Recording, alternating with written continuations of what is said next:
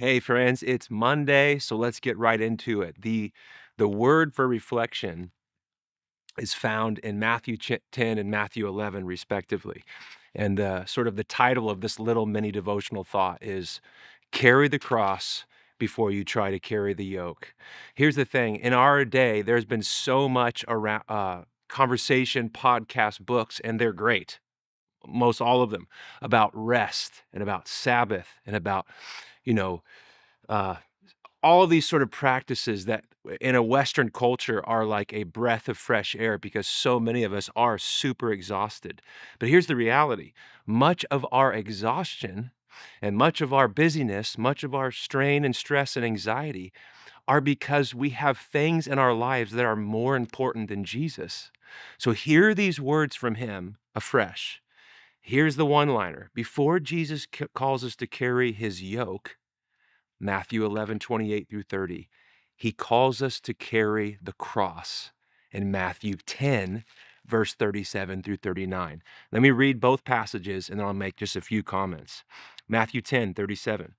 Anyone who loves his father or mother more than me is not worthy of me. Anyone who loves his son or daughter more than me is not worthy of me.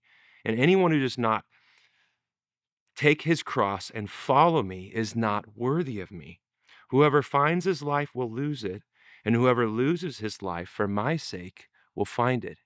Here's the reality. If you try to just rush and take the yoke of Jesus, to try to adopt his rhythms and routines, his life and his lifestyle, but you have not yet taken your self life to the cross, until you've brought those things you love more than Jesus and you say, Jesus, no, you are Lord, King, and Master of my life, not my core relationships, not my job, not those things I reach for to derive my identity, my power, my platform, my influence, fame, and fortune, or the people I roll with.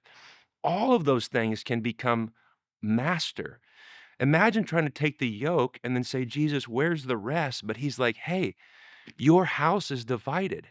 There's a wisdom in reading the flow of thought in the gospel.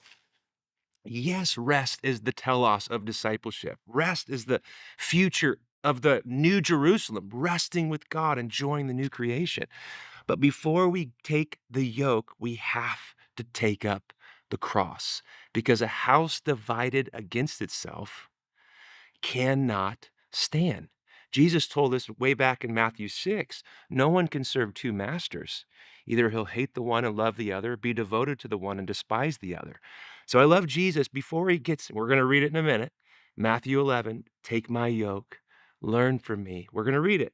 But before we get there, he says, I want you to love me first and most because you're going to become like the thing you love the most. So if it's me, you're willing to take up your cross, deny yourself, to sort of go do inventory, all things that I'm looking to, reaching for, holding on to derive my identity, significance, purpose, my future, my security, sense of acceptance, all of those things, Jesus, I want to bring before you in yielded surrender. I want to carry the cross so that my house has one master, and it's not me, it's the Lord Jesus Christ.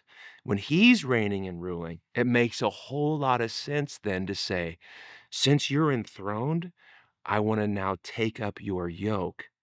So that you being able to teach me from your humble and gentle heart, there's a yes in my heart because I've already denied myself, carried the cross and said, Lord, whatever you say goes. Where you lead, I follow. Now, listen to this promise. So, carry the cross before you try to carry the yoke.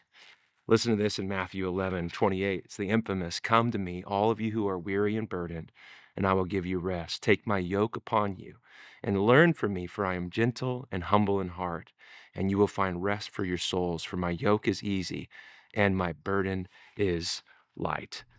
Now, what a thrill to be invited to come to Jesus, to take his life, his lifestyle, his teachings as the overarching shaping force of our lives, to take his very life into ourself, the result being rest all the way down and all the way through. My humble thought today is that we can forever be reaching for rest on the inside. But until we settle and then continue to re-up, just like I wear a wedding ring every day. I don't renew my wedding vows before my wife, but it reminds me I am committed to one woman for life. I'm in a bond of a covenant for all of my days. So too, every day we remind ourselves, Lord, I'm going to carry my cross. I am not reigning and ruling at the center of my heart. You are. And as we continue to carry the cross and follow him, carrying his yoke truly will be light and easy. We'll get to learn from his humble, beautiful, and gentle heart. It is his kindness that calls us to the cross because he knows until self and sin, that thing we inherited from Adam, has been nailed to the cross of self-denial, there will be no true, deep, abiding, and internal peace or rest.